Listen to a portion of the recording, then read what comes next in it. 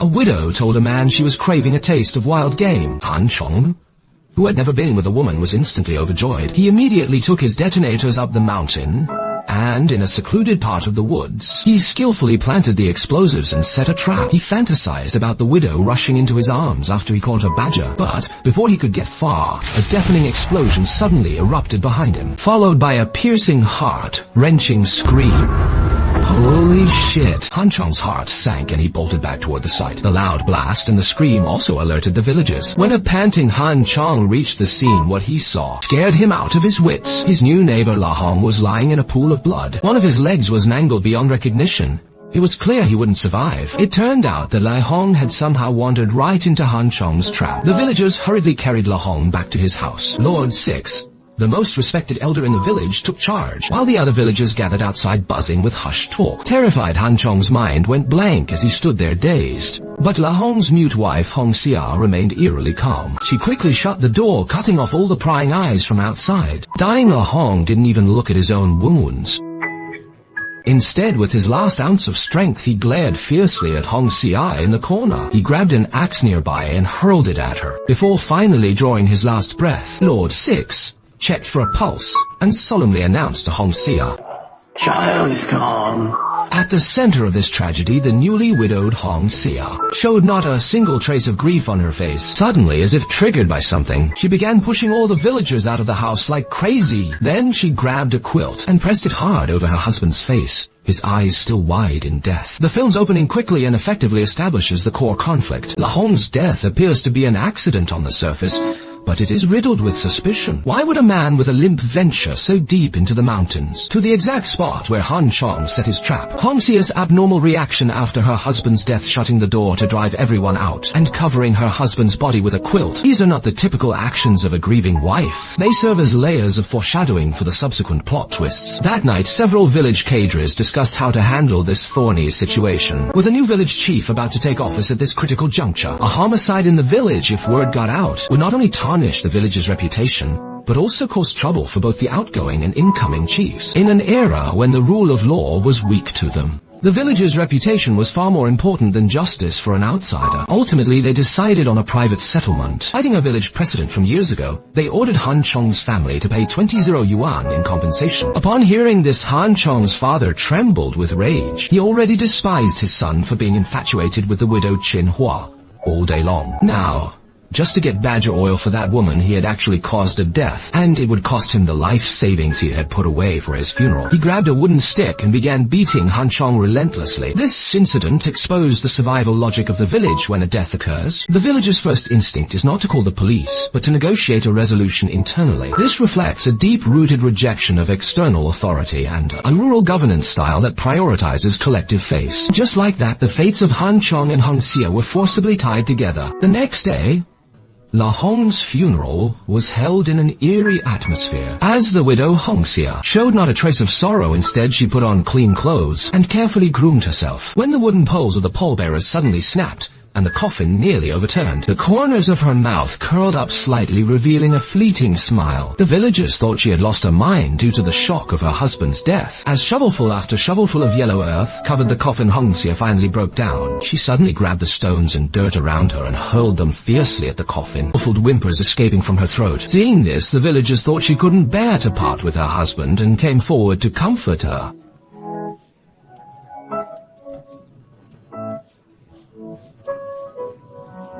That laughter was faint, yet it pierced the heart of every viewer like a needle. Hong Xia's smile is one of the most powerful images in the entire film. A woman who had just lost her husband, a defenseless mute. She felt no sorrow, only joy. This extremely abnormal behavior was her only way of protesting. It was a celebration of her newfound freedom and the mountain cries she had buried in her heart for years. After the funeral, the village officials gathered everyone again to discuss the details of the compensation. Han, looking impatient, wanted to settle it once and for all, fearing Hong Xia would latch on to him and prevent him from finding a wife. Finding a wife? You still have the nerve to talk about finding a wife. The poor widow is devastated and all you think about is finding a wife. The quarrel between the father and son made the silent Hong Xia laugh, and that crisp laughter stunned everyone present. When the village official asked how much compensation she wanted, She wrote only 2 words. Nothing, no matter how much the village officials tried to persuade her. She stubbornly wrote it over and over. Nothing. Her eyes were firm and resolute. Everyone thought Hongxie had lost her mind. Eventually,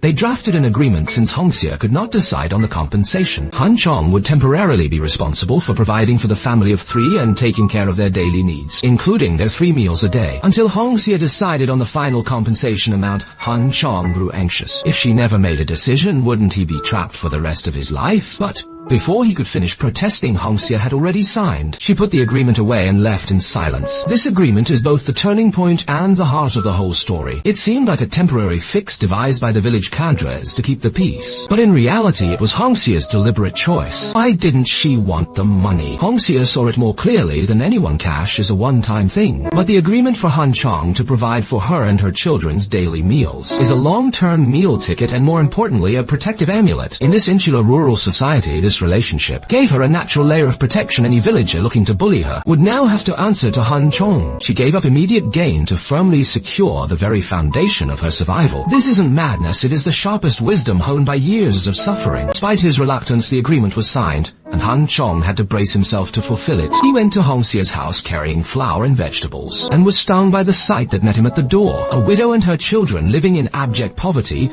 Even the corn buns they ate were infested with maggots. Compassion made it impossible for him to stand idly by. He snatched the corn buns and threw them away, then silently picked up an axe to chop wood and start a fire, cooking a decent meal for the mother and children. The maggot-ridden corn buns in Hongxie's home represented despair and the struggle for mere survival, while the fresh vegetables and flour Han Chong brought signified an improvement in life.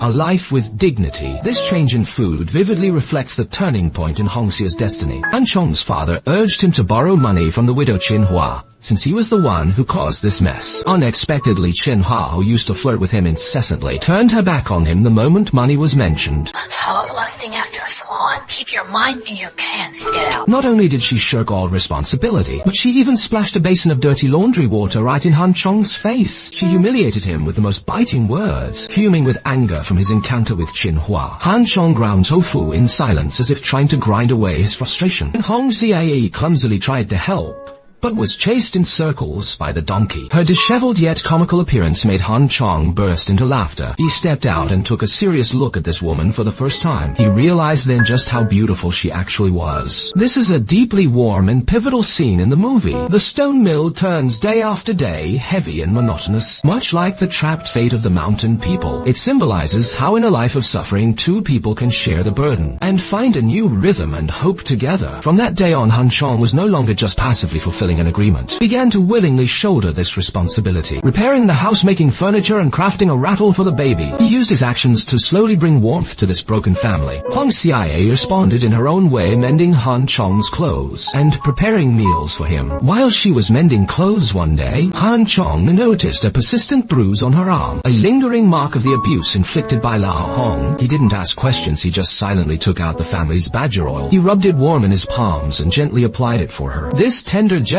touched the softest part of Hongxie's heart. This segment is the core of the film's emotional build-up. The director uses mundane details of daily life to show the gradual progression of feelings between Han Chong and Hongxie. This bond wasn't built on romantic gestures, but on the realities of daily life and the mutual support found in simple meals and shared moments. Han Chong's transformation is particularly pivotal. He evolved from a young man seeking superficial thrills, both Huanzi and I belong to you, into a responsible man who knows how to care for others. Under Han Chong's care, Hongxie also transformed from a numb, guarded victim who slowly began to open up, reclaiming her smile and her hope for the future. Detail of the badger oil is used cleverly. The badger was the cause of Han Chong's trouble. Yet, the badger oil becomes the remedy that heals Hongxie's scars, symbolizing Han Chong's efforts to atone for his mistake through action and provide Hongxie with genuine care. One day, an opera troupe arrives in the village. Han Chong and Hongxie sit together in the crowd, but the lively gongs, drums, and flashing lights on the stage trigger painful memories buried deep within Hongxie's heart. It turns out she was not born mute. She was a well-bred daughter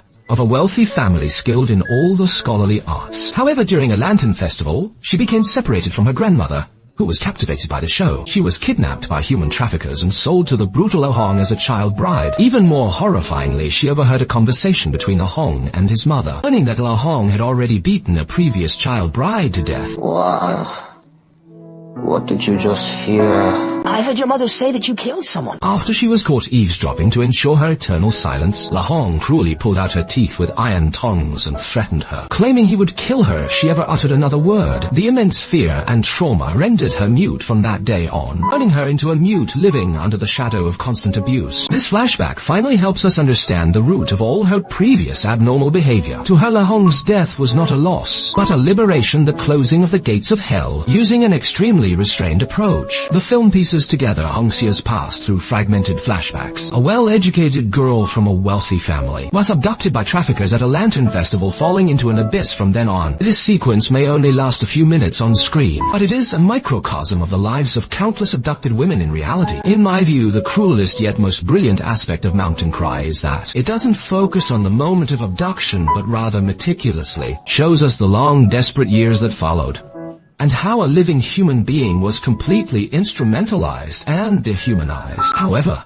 the news that La Hong was a murderer reached the village cadres. They had initially concealed the death to avoid trouble, and now that La Hong's true identity is exposed, they could be held liable for harboring a criminal. To protect themselves, the village cadres plan to quietly send Hongxia and her children away, deceptive enough that even if the police arrive, there will be no evidence or witnesses. The widow Qinhua overheard their decision. She immediately spread the news throughout the village, adding her own exaggerations. Instigated by Qinhua, a group of villagers surrounded Han Chong and Hongxia, clamoring to drive the mother and her children out of the village. The selfishness and indifference of human nature were laid bare at this moment. Facing the entire village's accusations and pressure, Han Chong stepped forward, shielding Hongxia behind him. I don't agree. La Hong forced her to live as a fugitive. Is that a fall? But his defense fell on deaf ears against the weight of collective interest. Han Chong's father, who had been silent, said something that surprised everyone. Han Chong, you'd better think this through. Whose side are you really on? It's not your place to lecture my son. A trace of pride and support flickered in his father's eyes. With his father's approval, Han Chong stood with a straighter back. Let her stay. I'm going to turn myself in. Where is she supposed to go now? How is she supposed to survive? I'm the one who blew him up, and the responsibility, I'll take it all myself. I won't involve anyone else in the village. I, Han Chong, killed Hongxia's husband. According to the agreement, I should provide for her. But now, I want to marry her. I want her to be my woman. Everyone was stunned. They couldn't understand why Han Chong would, for a mute woman of unknown origin, throw his entire life away. This is the highlight for Han Chong's character completing his character arc. He transformed from a reckless rogue who only chased after widows to a man who dares to stand against the whole world for love and justice. His words were not just a tender confession to Hongxia, but a powerful strike against the collective cowardice and selfishness of the villagers. That evening, Han Chong's father went to see the sixth master. Learning that the villagers would never let Han Chong turn himself in the next day, they would use every means possible to hush the matter up. Consequently, the usually taciturn father made a startling decision. He walked out of the mountains overnight, called the police, choosing the law to counter the village's distorted customs. This was the last thing he could do for his son and Hongxia, and the only right thing to do. Early the next morning, a brutal scene unfolded anyway. Qinhua led a group of women to the house to smash things and hurl insults, forcing Hongxia to leave. Meanwhile, Han Chong was held back by the village men, preventing him from turning himself in. Watching Hongxia being bullied by the mob finally shattered his last shred of sanity. Like a frenzied beast, he broke free from his restraints and rushed over, knocking the men down one by one with his fists. Then he grabbed a wooden stick and shielded Hongxia behind him, standing his ground against the whole village. Just as the situation was about to spiral out of control, police sirens wailed in the distance. The story takes a shocking turn here. While the police were taking Han Chong to identify the scene, Hongxia was already waiting. He stood there holding that agreement, which had several glaring words written on it. I killed him.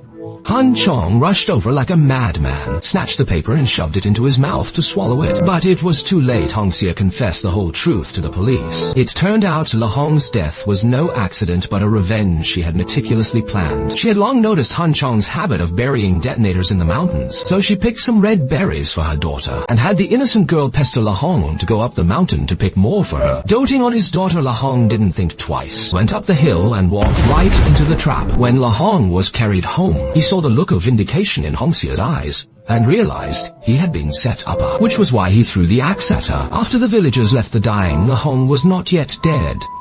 It was Hongxia who smothered him with her own hands, ensuring he would never rise again. She could have gotten away with it, but Han Chong's presence made her feel what it's like to love and be loved. She refused to let this man who was willing to defy the whole world for her take the blame for her crime. So that night she confessed everything to Han Chong and decided to face the consequences herself. But Han Chong insisted on taking the fall for her.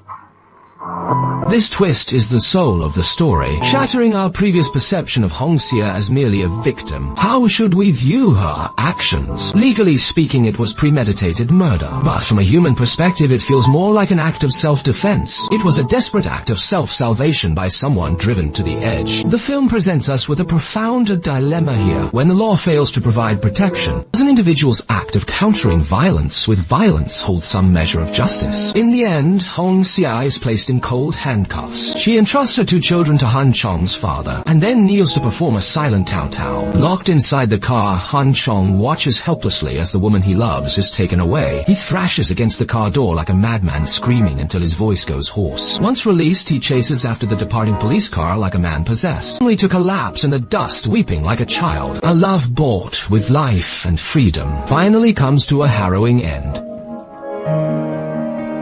At the film's conclusion, the scene returns to the day after La Hong's death. Hong Xia runs to the mountain peak alone. She wants to be like the villagers, shouting into the empty valley to vent years of suppressed suffering. But her past trauma leaves her unable to make a sound. So she grabs a discarded iron basin and with all her might beats it frantically. Those piercing strikes penetrate the silence of the mountains. Echoing far and wide, it isn't mere noise. It is her cry of regained freedom, her most defiant struggle against an unjust fate. Many don't know that this film is adapted from the novel of the same name by female writer Ji Shiping. The novel was a recipient of the Lu Xun Literature Prize. Director Larry Yang spent a long time immersing himself in local life to make this film, seeking to capture a raw sense of isolation. To portray the mute protagonist effectively, lead actress Lang Yuting engaged in extensive observation and practice. Her performance relies entirely on her eyes and body language, an immense challenge. Yet her execution was flawless. Her silence carries more power than 1,000 lines of dialogue. The ending of Mountain Cry seems tragic as Hong Xia is led away, but I prefer to see it as a rebirth.